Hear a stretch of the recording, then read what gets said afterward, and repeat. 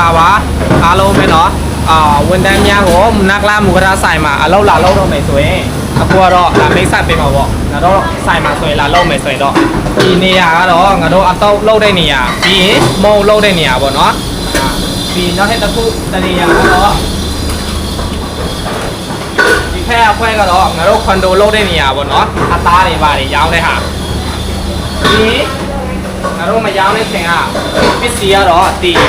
ရေခဲတဲ့အထက်မှာထည့်ထားပါတယ်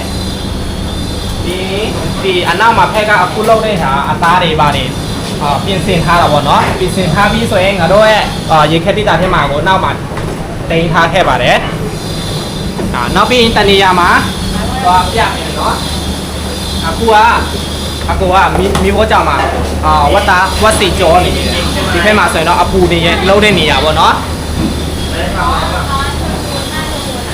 ပြီးသွားရင်ဒီဟာတော့ဒီငါတို့အသားကြော်တဲ့နေရာပါပေါ့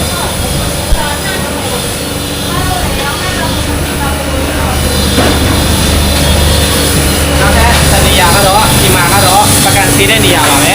ပြီးရင်သေအိုးတွေပါပြီးဆေးတဲ့ပူတော်လောက်တဲ့နေရာပါပါ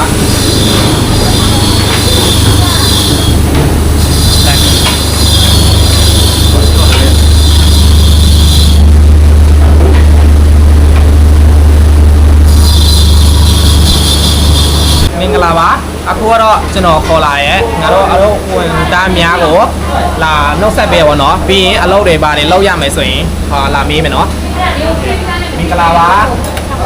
โอเคအခုအမလောက်တဲ့ဟာနေရာပါလောက်လဲဟုတ်ပါဘူးပါနေရတယ်နော်အတော့ဒီအတော့လောက်တဲ့နေရာမှာလည်းလုပ်ပါရဲ့နော်လောက်တဲ့နေရာမှာပြန်ပါလားမင်္ဂလာပါโอเคအခုကသမီးလောက်တဲ့နေရာကဘာနေရာလဲအခုသမီးလောက်တဲ့နေရာတော့ကိုကပွဲပြင်တာပေါ့နော်အဲအသားတွေဘာတွေဝက်သားဟွာတွေဘယ်လိုဒီအသားပယ်လေသားထဲတဲ့ဟာတွေပြင်နေတာပေါ့အဲ့ဒီအကျိုးတင်ပြီးပြင်နေထားတယ်အဲ့ဒါဆိုရင်တော့ငါတို့ရဲ့နလာမူတာဆိုင်ဒီနေရာလောက်တာပေါ့နော်မင်္ဂလာပါအခုကလောက်တဲ့နေရာကဘယ်နေရာကိုခေါ်ပါလဲဖိရှယ်ဒီကတော့ကျွန်တော်ကတော့ဒီနန်ဆော့တို့ဒီသမင်းကျော်တို့ပြီးတော့မူကတာနကတာတို့ကျွန်တော်မိုးတရားတယ်ဘုံတော့အခုလောက်တဲ့နေရာတော့ဟင်းချိုတယ်ဆယ်ရမယ်အကျော်တွေလောက်ရမှာပေါ့နော်ပြီးရင်အချင်းရည်တွေပါတွေလောက်တာရမှာပေါ့နော်စီစုပါมาเชฟบินพาไปที่บาร์ผักเลยครับเดี๋ยวเราไปดูน้องอีกคนหนึ่งที่บาร์ผักน่าအခုကျွန်တော်မေးပါတော့ဗာတွေလောက်ရမယ်လဲဆိုရင်ဒီနာလာမူတာဆိုင်อ่ะဒီအမလောက်တဲ့နေရာအမလည်းရှင်းပြပါရွက်လိုက်နေရပါအတီးရွက်တွေပြီးကျမလေးကိုကြည့်လိုက်ပါဖေမင်္ဂလာပါโอเคအခုအမလောက်တဲ့နေရာဘယ်နေရာကိုခေါ်ပါလဲဒီရွက်လိုက်နေအခုအတီးရွက်တွေလောက်နေရပါတော့